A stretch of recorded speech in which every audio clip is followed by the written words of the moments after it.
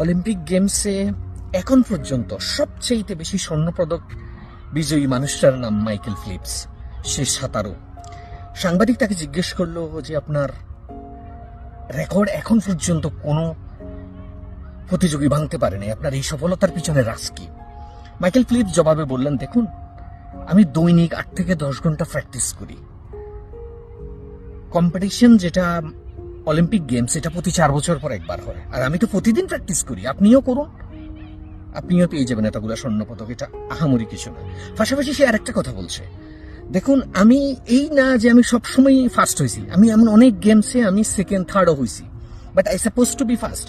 তখন আমি বাসায় যাওয়ার পরে আমি এটা রিভিউ করতাম যে আমার গলত কোথায়, আমার মিস্টেকটা কোথায় হচ্ছে, যেই যেই জায়গায় আমার গলত হয়েছে বা আমি যেই যে জায়গায় আমি ফল করছি, ওই জায়গাগুলোতে আমি ইমপ্রুভ করতাম। এটাই ছিল আমার সফলতার সবচেয়ে বড় গোপনীয়তা। ইয়েস।